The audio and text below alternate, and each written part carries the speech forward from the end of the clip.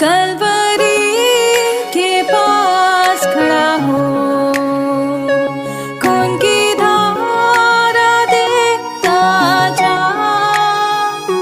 तेरे पापों का यही दाम दिया है मसीह यीशु ने।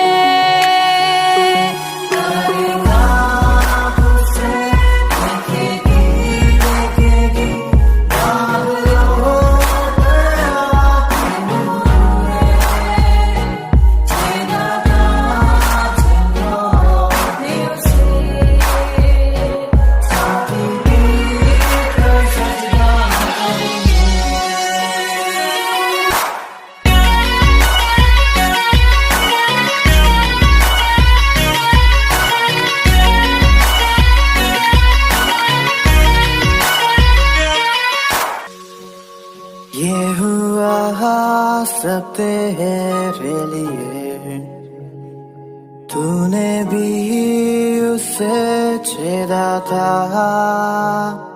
फिर भी प्यार से वो बोला था, जाता क्यों नहीं तू उसके पास, फिर भी प्यार से वो बोला था, जाता क्यों नहीं तू उसके पास।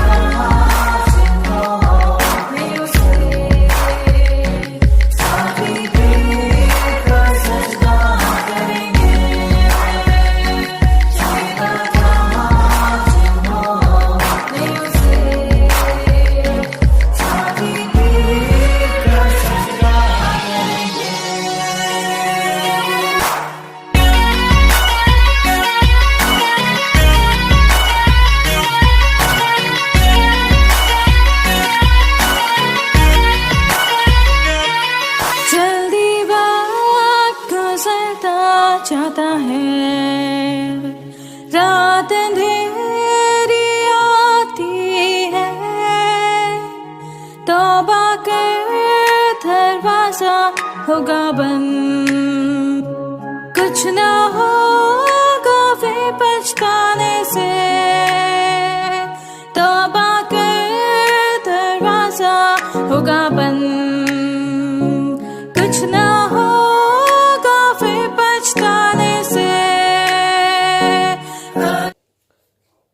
हम प्रभु परमेश्वर को धन्यवाद देते हैं आज की सुंदर सुबह के लिए, कि परमेश्वर ने आज की सुंदर सुबह एक बार फिर से मुझे और आपको दिए कि हम परमेश्वर की महिमा करें, परमेश्वर के नाम को धन्य कह सके। प्रियो, मैं आप सभी का स्वागत और वेलकम करता हूं living Christian movement fellowship ministry में जयपुर राजस्थान से।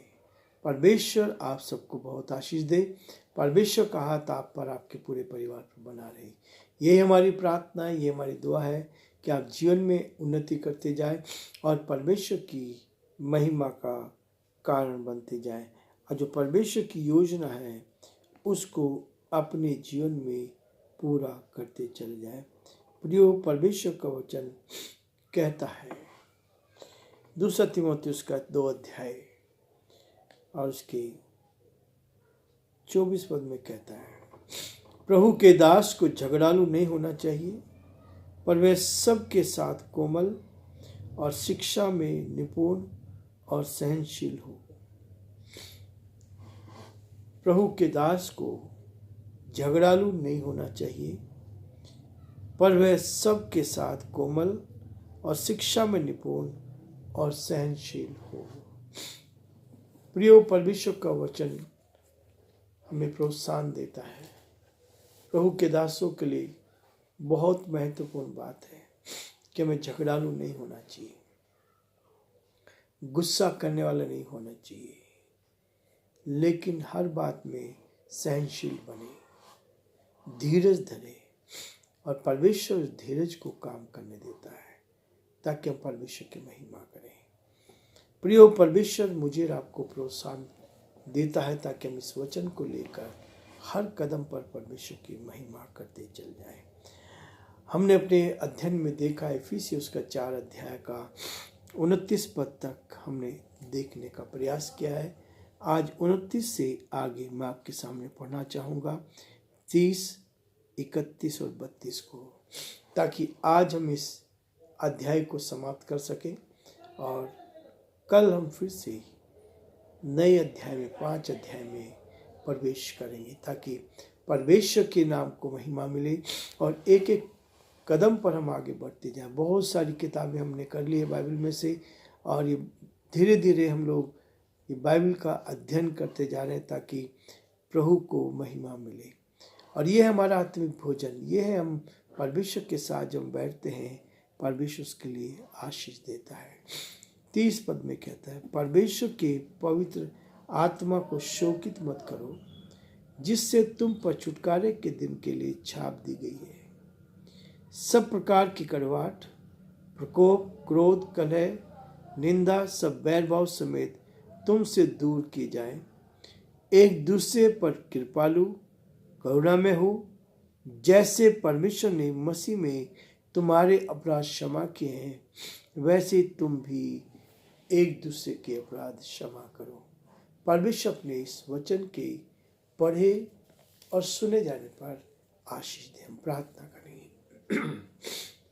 जीवते और सच्चे विश्वास के योग्य परमेश्वर, बड़े आदर के साथ, दीनता के साथ, नम्रता के साथ आप जैसे महान परमेश्वर के चरणों में झुके हैं। हमारा हृदय आपके प्रति धन्यवाद से भरा प्रभु, कि आपने हमें संभाला, आपने हमारी रक्षा की, हमारी मदद की, हमें अपने हाथों में रखा ताकि परमेश्वर हम आपकी महिमा का बन सके और जो आपकी योजना उसको पूरा कर सके। धन्यवाद देते हैं हमारे सभी श्रोताओं के लिए, सारे भाई बहनों के लिए। हम बड़े आदर के साथ हर एक को आपके हाथ में सौंपते हैं और यही प्रार्थना करते हैं हर एक की अगुवाई करें, मदद करें, अपने हाथों में ले, ताकि हम आपके हाथों में रहकर आपकी महिमा कर सकें।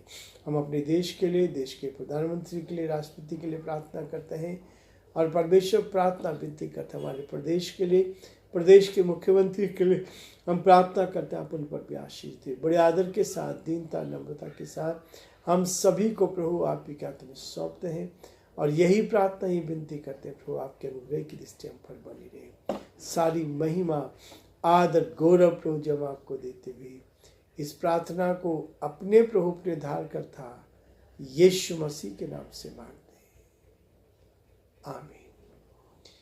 प्रियो, प्रभु परमेश्वर का धन्यवाद हो कि परमेश्वर हमें उत्तम आशीष देता है, हर दिन हमारे जीवन में भरपूरी के साथ आशीष प्रदान करता है ताकि हम उसकी महिमा का कारण बनते जाएं और जो प्रभु परमेश्वर की योजना उसको पूरा कर सके।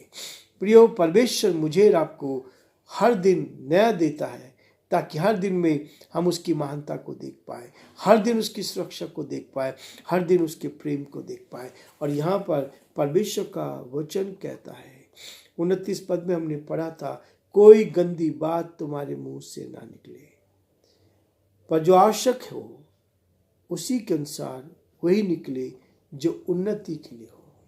लेकिन आज वो कहता है 29 पद में के बाद 30 पद कहता है, परमेश्वर के पवित्र आत्मा को शोकित ना करें। परमेश्वर के पवित्र आत्मा को शोकित नहीं करना चाहिए। ये वचन कह रहा है परमेश्वर की आत्मा कब शोकित होती है? जब हम इस परमेश्वर के वचन का उल्लंघन करते हैं। परमेश्वर की आत्मा कब शोकित होती है? जब हम इस वचन को नहीं मानते। यीशु मसीह ने कहा, यदि तुम मेरी आज्ञा का पालन नहीं करते तो तुम मेरे चेले नहीं हो सकते।